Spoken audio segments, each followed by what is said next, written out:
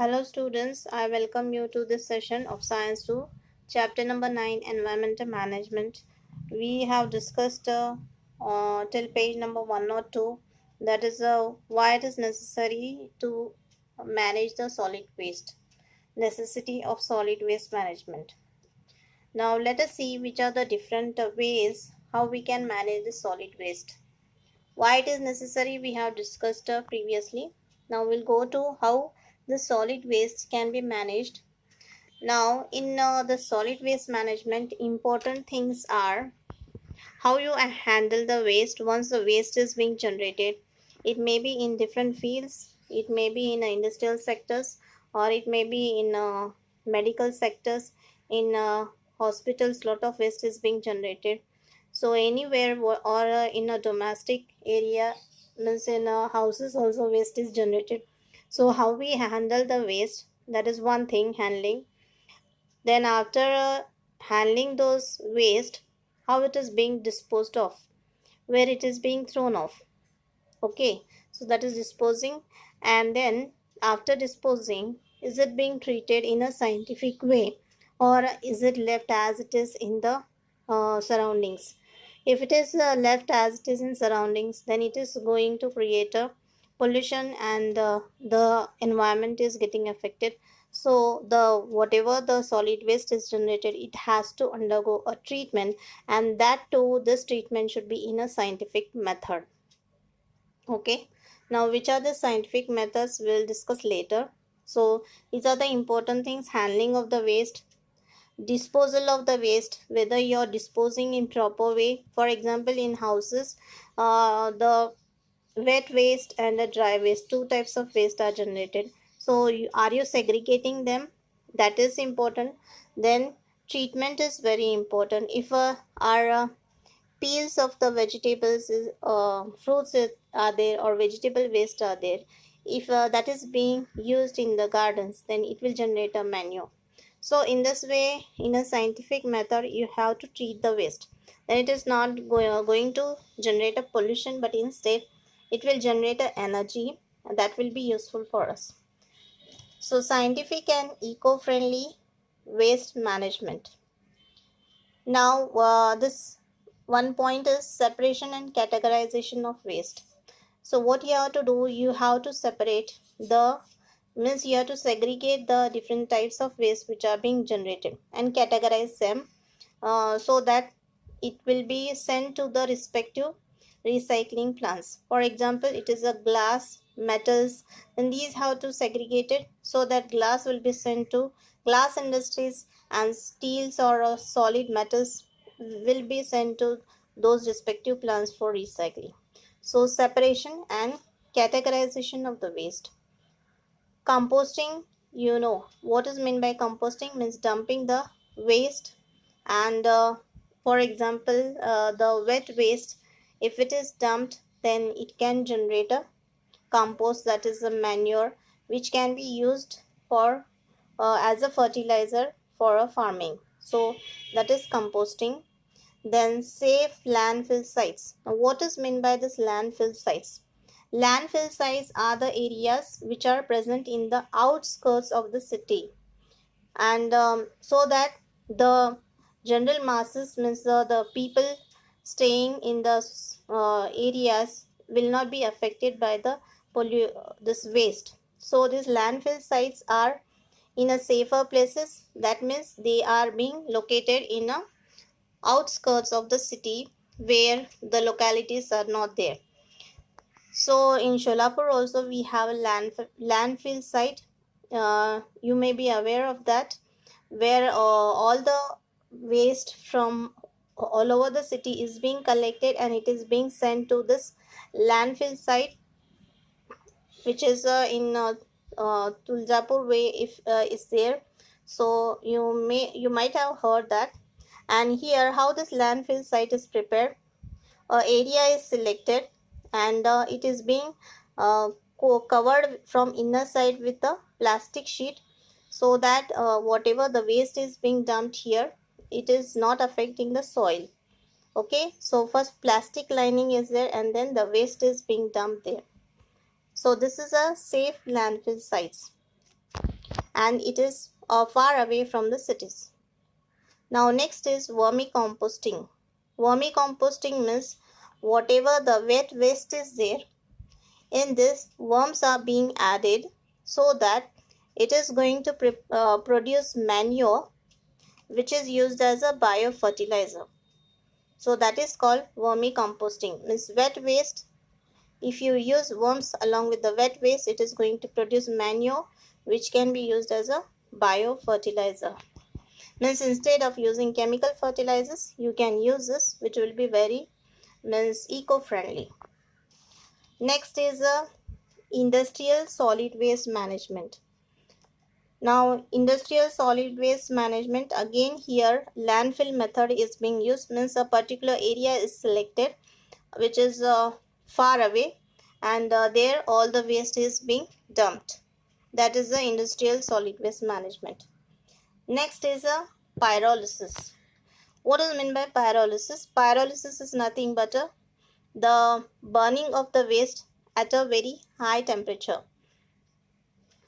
So this burning of the waste temperature is very high, means maybe about 1000 degrees Celsius, like that. So if it is being heated at a very high temperature, what is being produced is energy is being produced which can be used as a biogas, and a bio means electricity can be generated. So it is called bioelectricity.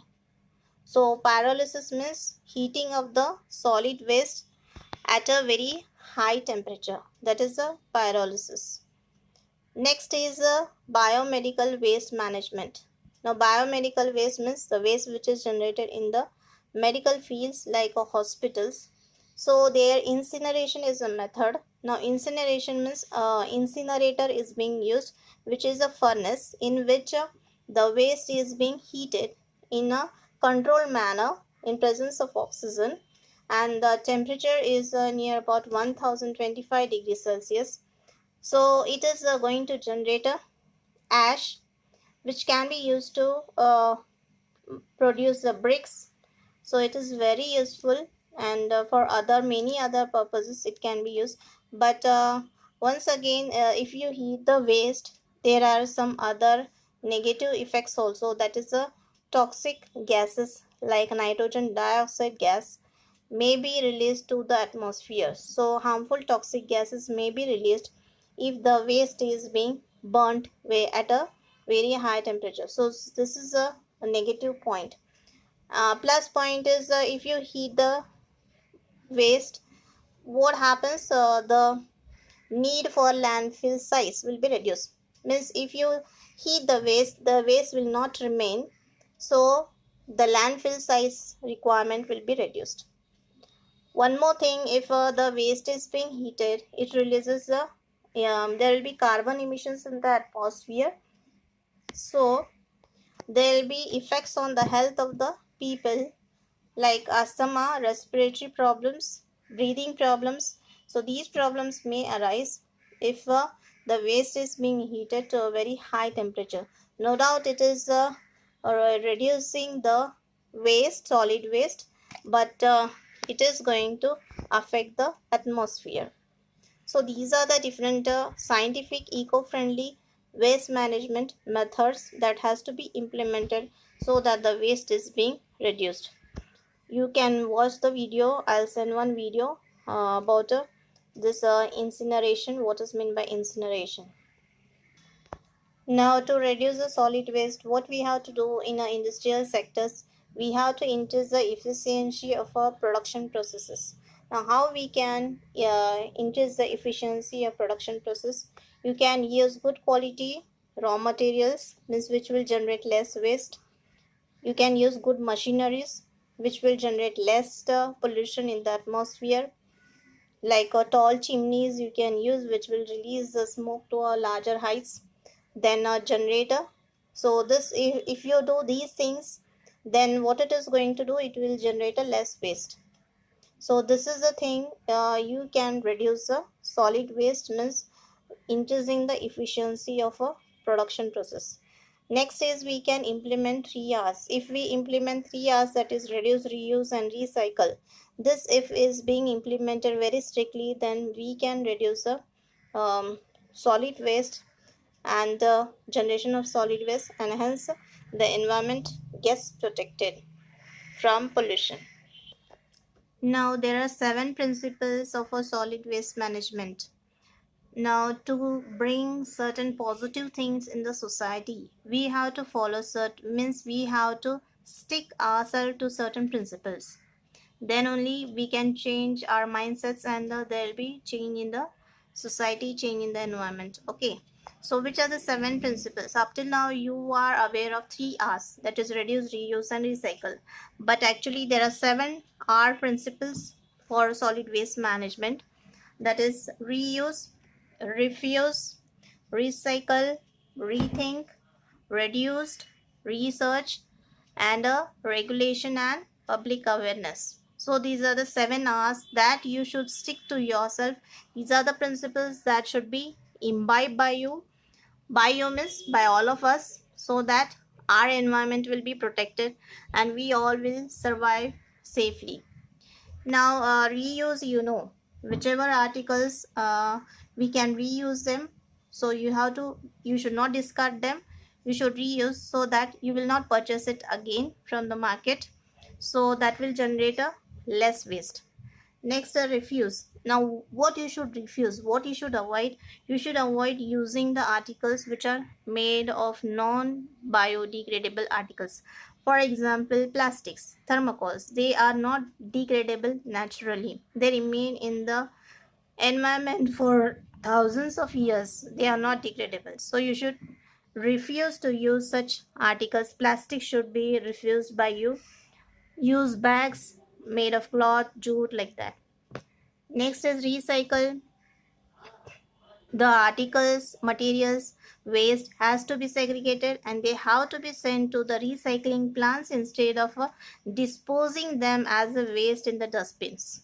So you can generate a new product, plus the purchasing new raw material, you can save the money on purchasing the new raw materials if you use this method, that is recycling, because already you're again generating a raw material if the old articles are being sent here. So economically it is beneficial. So there will be economic growth if recycle is being done. Now rethink. Now what we should rethink? We should rethink our habits, our activities that is generating the waste. Okay. For example, for small things, you use carry bags, plastic carry bags. So that is you're habituated to use the plastic. So stop that habit. So whichever our bad habits are there which is affecting the environment, that should be stopped. Also, our various activities are there. Now in school, we eat chocolates and all those things.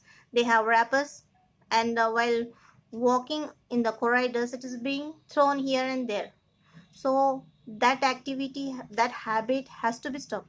What you should do, you should put in your pockets, and then wherever dustbins are there, they should be disposed of there. So these are the activities, habits. We should change our habits so that our environment will be protected. That is a rethinking of our habits. Reduce.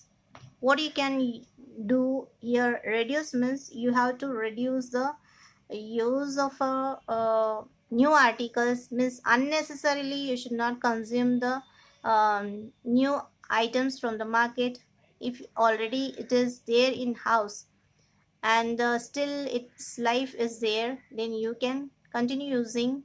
So what happens, you will not consume from the market again, and that will reduce the waste.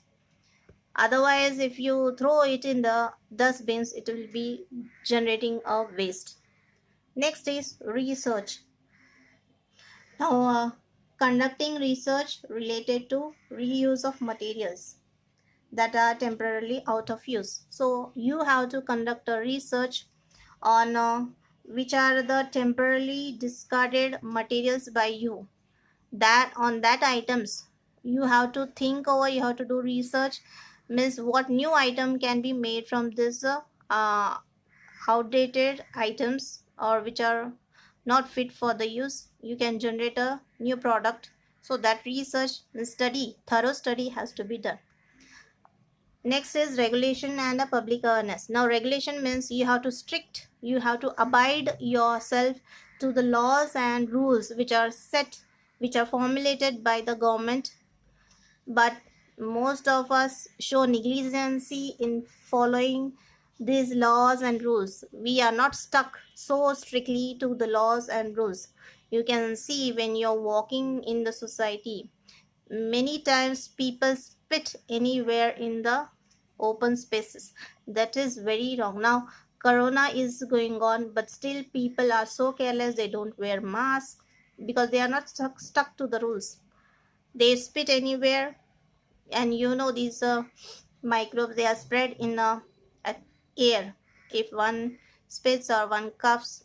Okay, so that law, whatever rules are there, you have to follow. And the public awareness, we have to generate a public we have to generate awareness in the masses by creating various programs, uh, like street plays you can do, or you can sell you can visit some places where the place is not so clean. You can generate a awareness in the masses by guiding them, by educating them, so that they will keep their surroundings clean and they will change their habits, and they will be motivated towards the protection of the environment. Now think about it, you go through all these points, means whether your habits are good or not. After reading this, you can understand. Now some information is given here. In the world, America is the largest producer of electricity from the solid waste. Okay, and Japan is it has developed the projects for the production of threads, paper, and other useful materials from banana peelings. Imagine, banana peelings has been used to produce threads, paper, etc. So actually banana peelings are being thrown in a dustbin as a waste. We can generate a compost from this, but apart from that compost, we can generate this other articles like threads, papers can be generated. So this is being done in Japan. So find out about such projects in our region. That is you have to find out. Next page, period required for degradation of the waste. This is for your information, so you can read this and peep into the past.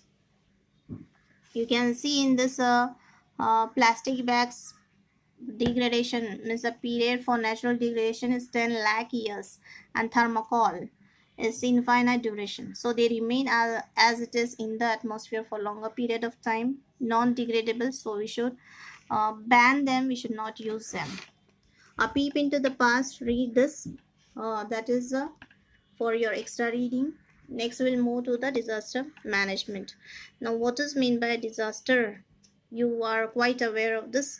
Many natural calamities occur in our nature, like cyclones or tsunamis or earthquakes, like that, or thunderstorms.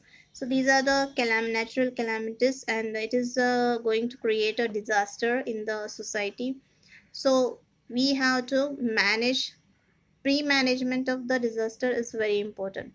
Before the occurrence of the disaster, whatever the steps have to be taken, and after disaster occurs, then also what precautionary measures have to be taken, so that all the needs will be provided to the affected masses in within a fraction of seconds, and it can reduce the means deaths. So maximum people can be saved from these calamities if proper disaster management is being done. So it's very important that we do the disaster management.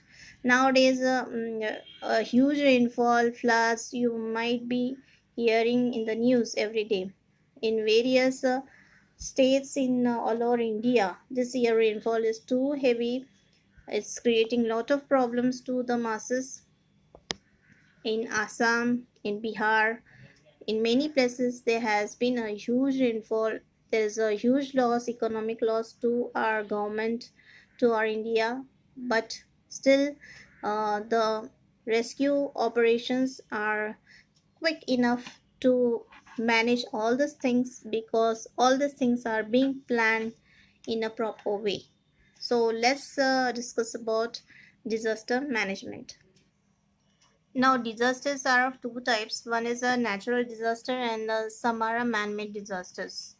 Now, what is the difference between this natural disasters? They occur naturally, and man-made means the harm to the environment or a harm to the life is being done by man. Okay, so that is man-made disasters. Now, natural disasters example, you might have experienced few of them, like lightning during rainfall, floods during heavy rains, earthquakes, then forest fires when there is a high temperature, then the dried branches catch fire due to the huge blow of wind. So that is forest fires, tornadoes. Then man-made disasters like bomb explosions, then chemical accidents. If the any mismanagement is being done in industries, then there is the chemical accidents. Plus there is a loss of life also. There are stampedes, that is in mass gatherings, then riots. So these are the man-made disasters. Now what happens due to this if the management is not being done properly? Due to disasters, there is a loss of life, there is a loss of property, and plus there is a damage to the environment. So we have to do the disaster management in a proper way. Now, actually, what is the disaster management? Disaster management is nothing but it is an action. Okay, action means what we are doing. That is the action which is implemented.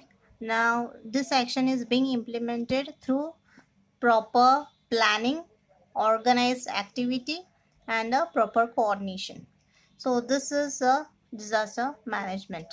What it is action which is implemented with the help of a proper planning, organized activity, and a coordination. Now you understand what is meant by coordination. Coordination between different units which are working in disaster management, that is medical teams, rescue teams, the political parties, and this casualties, first aid facilities. So there has to be a proper coordination when the disaster takes place, and it should be done in a very well plan. It should be, otherwise if there is a delay, if there is no coordination between different units, then there's a chances of more deaths. So that is a disaster management. Now why disaster management has to be done? Okay, so first point, prevention of losses and danger. So to prevent the losses, maybe of a human beings or a nature loss, to prevent that we have to do disaster management, plus improving the tolerance. So we can improve the tolerance of the people if the disaster is being managed properly. Then providing relief from disaster, minimizing the intensity and extent of harm. So we are, by proper disaster management, what we are doing, we are providing the relief to the victims of the disaster, so that the intensity, severity of the harm to the people will be minimized, or to the nature will be minimized. So that is providing relief. Another purpose of disaster management is to prepare. We should be prepared to face a disaster. Means pre-disaster management is being done so that we are well prepared to face the disaster, and we can minimize the effects of the disaster by proper disaster management. Immediate action in the disaster situation. So what is important when disaster takes place? Everything has to be done in fraction of seconds or fraction of minutes. So immediate action, it could be possible only if a proper disaster management is done. Sixth, assessment of damages and intensity of the disaster. So one more purpose is how much damage has been done we can assessment of damages, and in how severe the disaster was there. So this is another purpose. We should check out the intensity of the disaster. Next, arranging for rescue work and help. Now rescue teams come to the place of the disaster and they start helping out the victims. So this is another purpose for of a disaster management. Means we do these things also. Rescue teams are being managed properly, they are being well trained, and they are being sent in immediately to the site where the disaster has taken place. So this is being arranged by disaster management. Then rehabilitation and rebuilding. Those who have lost their houses, they are being rehabilitated again. Means new houses are being constructed to them, or they are moved to the safer places before the disaster arises. So that is a rehabilitation and a rebuilding. So these are all the purposes of a disaster management, so that whatever the if harm is there, that is going to be reduced, and the nature and the human beings will be protected. Now first aid is an emergency activity which is given to the injured persons. Now first aid has a certain objectives: to prevent deaths, to prevent the deterioration of health. Means to stop the to reduce the severity of whatever injury is being because of a disaster. For that, then starting the process of rehabilitation. So these are the objectives of the first aid. Means before taking a victim of the disaster to the hospital, at the primary stage, what you can do, you can provide first aid facility to the victim, so that the severity of the injury will be reduced, and he can get recovered sooner, within few days. So for that reason, we have to provide first aid facilities. Now next we'll move basic principles of first aid. Life and rescue station, that is ABC. Now what does A stands for? A stands for airway, B stands for breathing, and C stands for circulation. Now first we'll discuss airway. What is meant by airway? Now if the victim of the disaster has a difficulty in breathing, what you should do? You should raise his head in a backward position, or backward sloping position, or you can raise his chin upwards, so that the respiratory passage will be or remain open, and the breathing problem is reduced. Next is a so what is the airway? You have to raise his chin in upper position, or a head in a backward sloping position. Second is breathing. Now if a breathing of the victim has stopped, then artificial ventilation has to be provided by mouth to mouth resuscitation. Okay, so that has to be done if a breathing has stopped. Next is the third is circulation. So airway has to be done when breathing problem is there. Breathing, this method is being used when a breathing has stopped, that is mouth to mouth, the ventilation has to be provided. Then circulation, when the patient becomes unconscious. Now here what you have to do is you if the victim is unconscious, then after giving mouth to mouth respiration twice, what you have to do, you have to press the chest hard by both the palms. So mouth to mouth respiration twice, and then press the chest hard by both the palms. This has to be done alternately. How many times? 15 times you have to do alternately. So what this is called as? This is called cardiopulmonary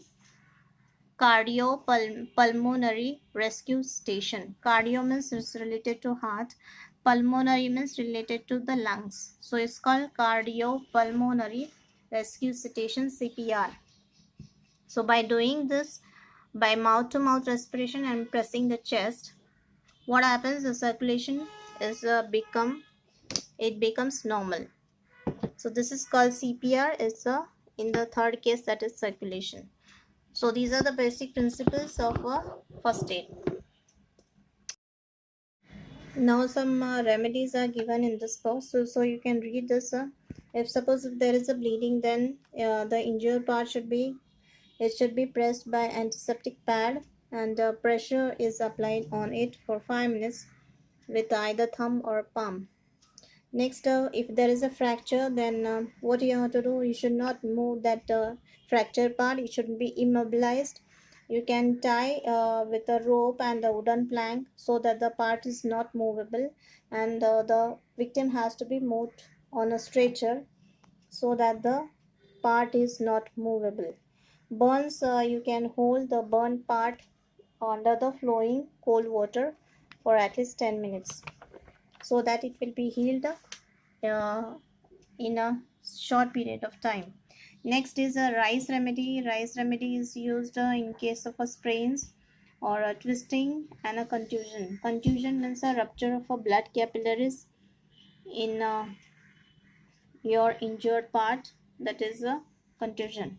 So R stands for rest, I stands for ice, C stands for compression, and the E stands for elevation. Now rest means the victim has to be rested. Yeah, ice means you should apply a pack of ice. Then compression, after the ice pack treatment, injured part should be massaged gently. And the last is elevate, means the injured part should be raised. Now next is how to transport the victims. There are various methods. Cradle method is there. It is useful for children and underweight victims. So that is called as a cradle method. Now carrying piggyback means you are carrying on the back to the patients who are unconscious. Now human crutch method means this is a crutch which is being made by using a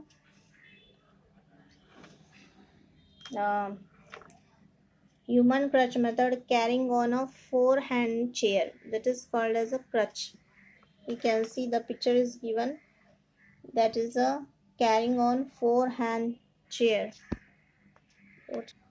Now human crutch method, this is a method, human crutch method. If one of the legs, you can see here, one of the leg is injured, the victim should be supported with a minimum load on the other leg. Okay, so you should give the support to that person so that there will be less load on the other leg. That is called human crutch method. Now next is a pulling or a lifting method. Now this is used for carrying the unconscious patients to a short distance. Okay, so this is a method. What you have to do, this is a called as pulling or lifting method for carrying the unconscious patients through a short distance. So you have to lift them, they are unconscious, so you have to lift them, that is lifting method.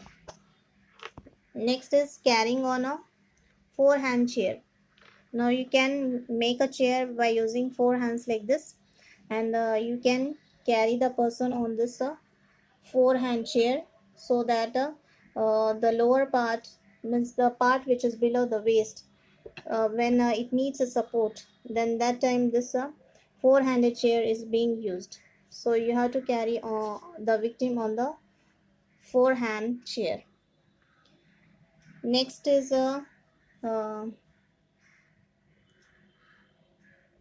this is carrying on 2-hand chair. Carrying on 2-hand chair means here only 2 hands are being used. You can see here,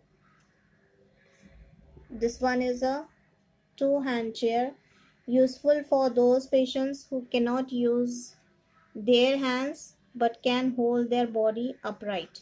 Okay, so the patients who cannot use their hands but they can hold their body upright, you can use by carrying on 2-hand chair. So this is a carrying on 2-hand chair. They can sit in an upright position. Now this is a stretcher which is being made. In an emergency, if a conventional stretcher is not available, then a temporary stretcher can be made by using bamboos, blankets, etc. So temporary stretcher can be made in a emergency cases. Now this is a method which is used by the fire brigade people. They are lifting the whole body on the shoulders and they carry to the hospitals. Now other emergency measures, that is boats can be prepared. You can prepare by using wooden boards or bamboo floats or air-filled rubber tubes from a tire can be used to prepare this boats, which can be used in a to rescue the people who are trapped in a flood areas. So this is another emergency measure. So this is the end of the chapter. So you read whatever is being taught. Reading the text every time is very important. The concepts will be more clear, and write the questions uh, in the means answers to the questions of the exercise. Some are, I think some answers are not there in the notes. That leave those questions only which are there in the worksheets. From this exercise you can write in your CW and read the points that we have discussed today. We'll stop here. Thank you.